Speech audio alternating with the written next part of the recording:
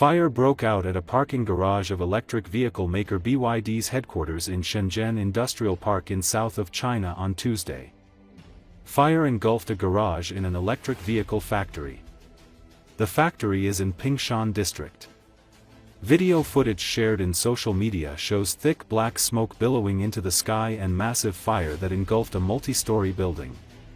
Based on details provided by local fire officials and cited by Sina Finance, the incident took place at 2:48 a.m. on April 14 in a multi-story parking facility situated in the Malwan subdistrict. Firefighters and police have been deployed to the area. BYD stated on Tuesday that the garage, which was used to store, test and scrapped vehicles, had experienced a fire that has since been put out. The company also confirmed that no injuries or fatalities occurred during the incident. Earlier, the incident had been reported by a local fire and rescue services. It should be noted that shares of BYD had slipped by 0.6% as of 2:08 Greenwich Mean Time.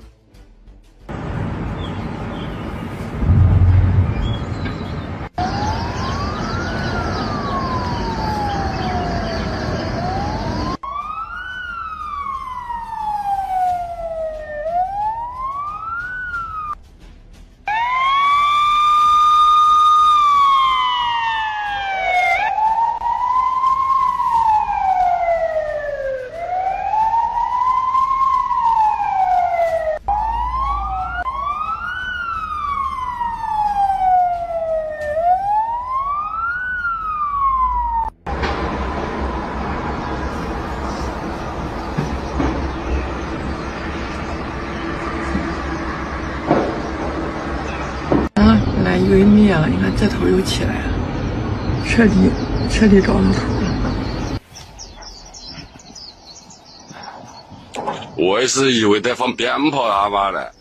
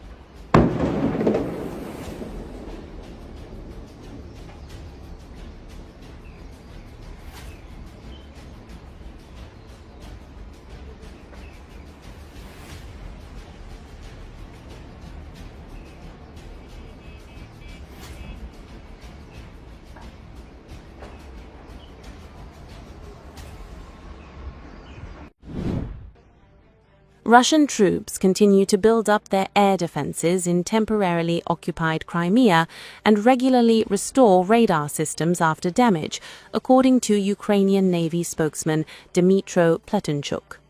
According to him, the situation is ongoing. After air defense elements are destroyed, the Russians quickly try to restore them. This is a permanent process. After the destruction of radar surveillance equipment, the targets that this echelon was covering are also damaged, which is why explosions are constantly heard in Crimea, Pletenchuk said. He clarified that the explosions could indicate both damage to air defense systems and attacks on the facilities they protect. Dmitry Pletenchuk emphasized that Crimea is of strategic importance to Russia, both for control of the airspace over the Azov Black Sea region and for logistics and troop deployment. The occupiers are striving to maintain the tightest possible defense system there and are prepared to redeploy resources from other directions. As noted by Serhiy Kuzan, head of the Ukrainian Security and Cooperation, the defense forces now have the capability to strike any targets in the temporarily occupied Crimea, including the Bastion missile systems carrying the Zircon missiles. We see that intelligence surveillance of the Crimean Peninsula and the implementation of intelligence data have reached a qualitatively new level, and already starting in 2026, we can say that Crimea is no longer a strategic target for us, if we look back to 2022 and recall how difficult it was for us to reach those targets in Crimea, but rather we consider it an operational level target, Kuzan noted. In particular, the entire occupied territory, including the Crimean Peninsula, is now considered an operational depth for the Ukrainian Defense Forces for the purpose of using drones and a range of measures, including electronic reconnaissance and electronic warfare. This allows us to identify and destroy incredibly protected facilities like the BAL and Bastion systems and their entire associated infrastructure, Kuzan added. The military expert noted that these missile systems are constantly being improved, and detecting them during their movement, which occurs under conditions of special and extraordinary security measures, is a task with an asterisk, even, so to speak, in the front-line zone, not to mention such a deep rear that the Russian occupier was counting on, Kuzan noted. In his opinion, the success of systemic attacks on any facility in Crimea indicates the level of growth of our forces and means for detecting targets and destroying them.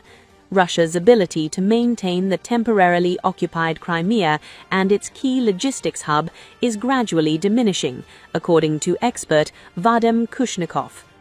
According to him, 3 main areas of Russian military logistics in the region can currently be identified. These include supply lines through occupied Crimea, the active development of rail and road infrastructure in the temporarily captured territories of Ukraine, and the use of maritime routes. Recently, Ukrainian intelligence has recorded an increase in logistics operations through the Sea of Azov, including routes between Russia's Taganrog and occupied Berdyansk. Kushnikov noted that the Russians are trying to develop alternative supply routes, recognizing the vulnerability of the Crimean route.